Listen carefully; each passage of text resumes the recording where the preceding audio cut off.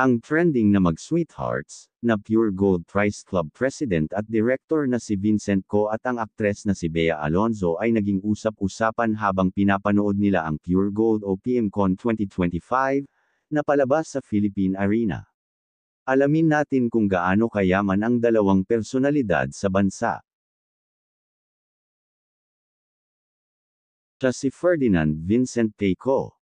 Si Vincent ay ang panganay na anak na lalaki at Unico iho ng bilyonaryong mag-asawang sina Lucio at Susan Co, ang power duo sa likod ng tinggian na higanteng Pure Gold. Isang mahusay na iginagalang na negosyante at tagapagmana sa retail, real estate, at imperyo ng alak na itinayo ng kanyang mga magulang.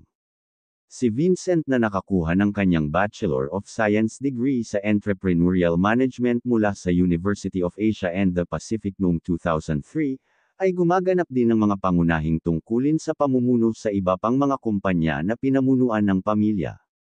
Isa rin siyang direktor sa mga kumpanya na nakalink sa Pure Gold, Premier Wine at Spirits, at iba't ibang mga various property and energy ventures. Siya si Bea Alonzo, na isang actress, singer and YouTuber. Ang kanyang mga magulang ay naghiwalay, at mayroon siyang isang nakababatang kapatid sa kanyang ina. Nag-aral siya ng kanyang edukasyon sa elementarya noong 2001 sa Jose Abad Santos Memorial School sa Quezon City. Nag-aral din siya sa Fisher Valley College sa Taguig, Ususan Elementary School sa Ususan at Kolehiyo de Santa Ana sa Taguig. Si Bea ay hindi lamang isang pangalan ng sambahayan, siya ay isang powerhouse na ang karera ay sumasaklaw sa loob ng 2 dekada na puno ng mga hit ng blockbuster, kritikal na na-acclaim na pagtatanghal, at isang parada ng mga pag-endorso na maaaring pangarap lamang ng marami. Mula sa kanyang maagang pagsisimula hanggang sa pagiging isa sa pinakatanyag na mga numero sa industriya ng libangan sa Pilipinas, ang paglalakbay ni Bea ay maraming inspirasyon.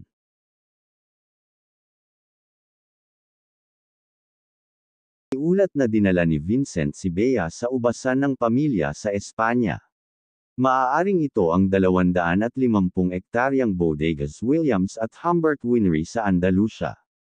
Noong 2022, binili ng CO Families The Keepers Holdings ang 50% ng Bodegas Williams at Humbert sa halagang 5 billion pesos.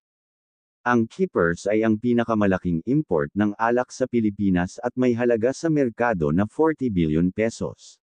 Si Vincent ay ang pangatlong pinakamalaking shareholder sa 43 billion pesos na may hawak na kumpanya ng Costco Capital, sa likod ng kanyang mga magulang. Ang kumpanya ay nagmamay-ari ng Pure Gold, The Keepers, power plants, commercial spaces for lease, and office warehouse. Ayon sa pag-file ng stock nito sa Philippine Stock Exchange, naitala ng Pure Gold ang isang net income after tax na nagkakahalaga ng 10.42 billion pesos hanggang sa December 2024. Si Vincent Co, na nasa kanyang unang bahagi ng 40s, ay naging pangulo ng Pure Gold Prize Club mula noong 2015. Ang Pure Gold Group ay isa sa pinakamalaking kadena ng supermarket ng bansa na may higit sa 600 mga tindahan sa buong bansa, kabilang ang mga shopping outlet ng S&R.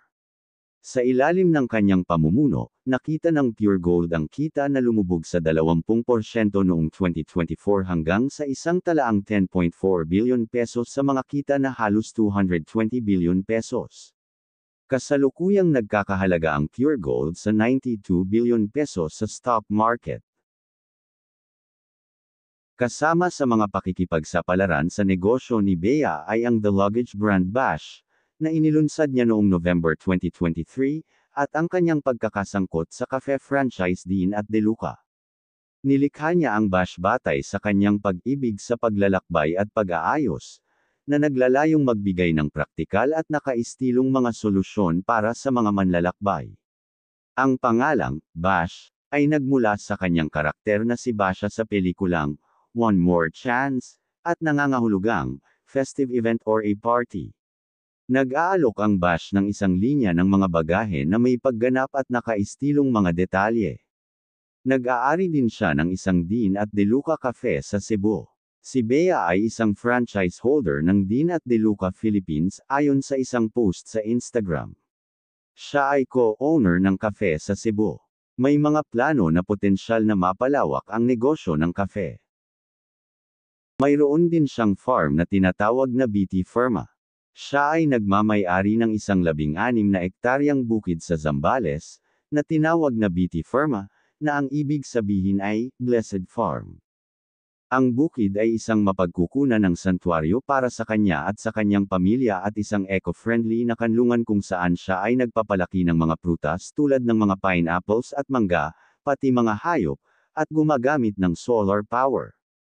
Ang kalawakan ng lupa na ito, na ngayon ay ipinagmamalaki ang maraming mga istruktura na binubuo ng kanyang ipinagawang bahay na one-story, isang gym, isang kapilya, isang court para sa maraming sports, at isang kusina na may bubong, walang pader, at malakas na sariwang hangin.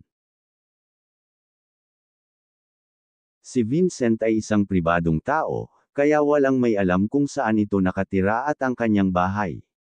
Pero sigurado na marami silang mansyon lalo na't isa siya sa tagapagmana.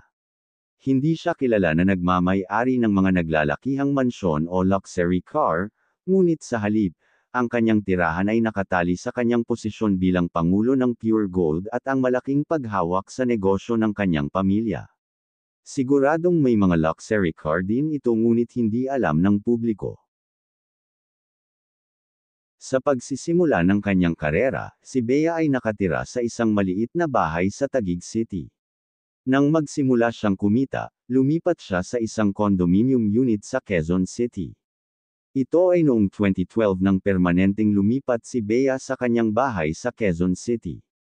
Ang isa sa kanyang kilalang mga pag-aari ng real estate ay ang kanyang multi-milyong peso na bahay sa Quezon City, na na-renovate. Ang bahay ni Bea ay may kabuuang lugar ng sahig na 900 square meters at maraming lugar na 600 square meters.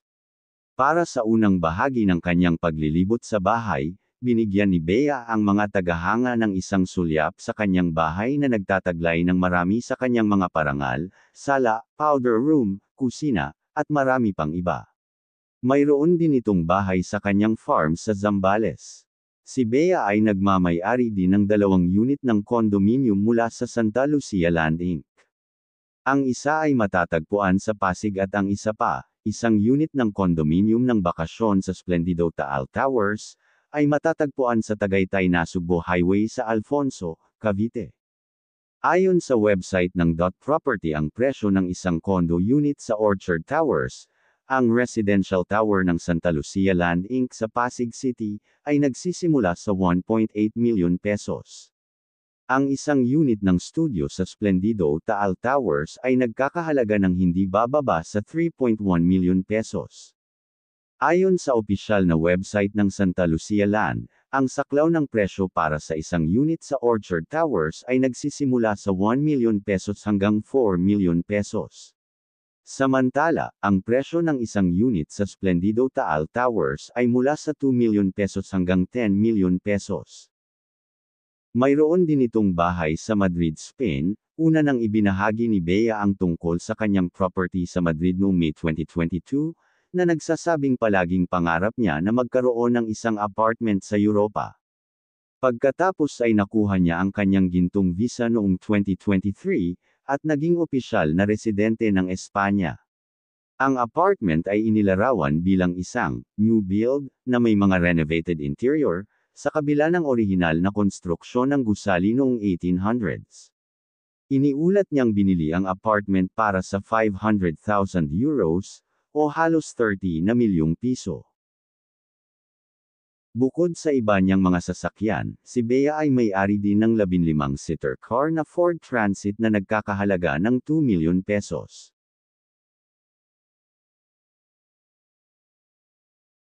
Noong 2024, tinansya ng Forbes ang pinagsamang net worth ng Ko family na nagkakahalaga ng $2.3 billion, o 129 billion pesos. Naranggo sila ng ika-9 sa listahan ng Forbes Philippines ng 50 pinakamayaman sa taong iyon at dati nang nakarating sa listahan ng Forbes Global Billionaire List noong 2016 sa ranggo 1121. Higit pa sa kanyang papel sa pamumuno sa Pure Gold, si Vincent ay may hawak na nangungunang posisyon sa isang malawak na portfolio ng mga kumpanya.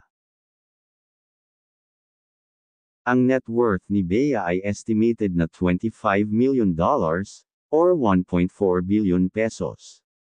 Nakamit ni Bea ang kamangha-manghang tagumpay sa kanyang karera, kapwa komersyal at kritikal.